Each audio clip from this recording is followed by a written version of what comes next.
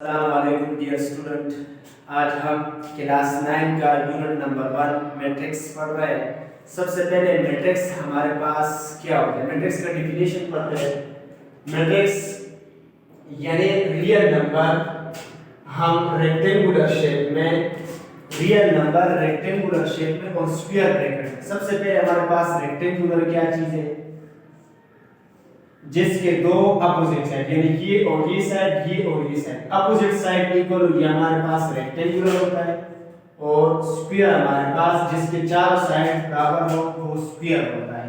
हमने रेक्टेंगुलर या sphere form में रियल नंबर लेते हैं, रियल नंबर और स्फीयर ब्रैकेट में। स्फीयर ब्रैकेट हमारे पास ये स्फीयर ब्रैकेट होता है।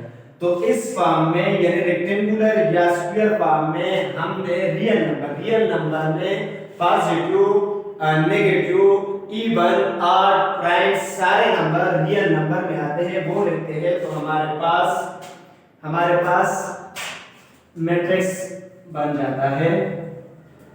सो हम एक एग्जांपल में लिखता हूं, नाम देते हैं A equal to A 2 3 4 5 B, यानी ये सारे अंदर A 2 3 4 5 ये। अब आप अगर शेप देखें यहाँ इस साइड से और उस साइड से, इधर दो एलिमेंट है इसके, यानी एक कॉलम, दो कॉलम, तीन कॉलम, एक रो, दो रो, तीन कॉलम का मैट्रिक्स हमने लिया है। शेप अगर आप देखें ये हमारे पास रेक्टेंगुलर शेप बनता है।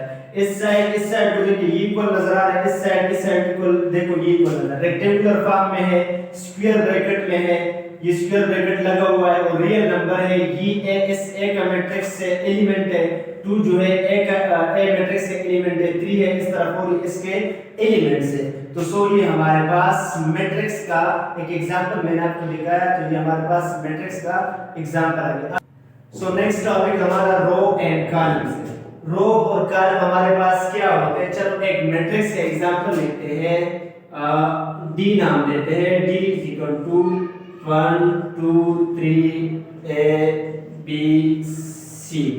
ये हमारे पास एक मैट्रिक्स है। हमें रो और कॉलम किस तरह पता चलेगा, जो हॉरिजॉन्टल फॉर्म में इस तरह स्ट्रेट लाइन होता है उसको हम रो कहते हैं,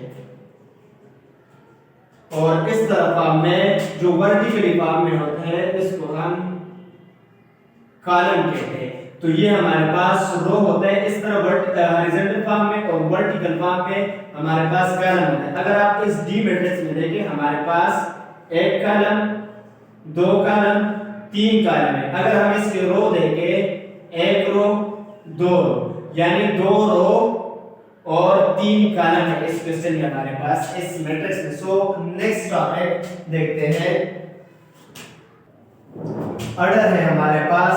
अब ऑर्डर क्या होता है, ये भी एक मैट्रिक्स में आपके सामने लिखता हूं, B नाम का मैट्रिक्स लिखता हूं। B is equal to 2 3 4 5 6 8। मैंने एक मैट्रिक्स लिख दिया जिसका नाम मैंने B रख दिया। आपने एक फर्क क्या ये भी रखना है कि मैट्रिक्स के एलिमेंट में अंदर जो अल्फाबेट आते हैं ये हमेशा स्मॉल आएंगे, कैपिटल में आप नहीं लिख सकते। और जो नाम आप डिनोट करते हो मैट्रिक्स का, किसी भी नाम से A से लेकर Z तक किसी भी अल्फाबेट से डिनोट करते हैं वो आपका कैपिटल होना चाहिए, स्मॉल नहीं होना चाहिए।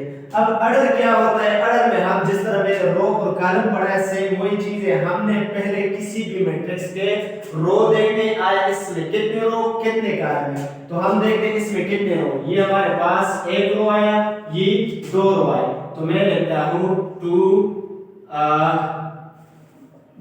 2 रोज है और 1 2 3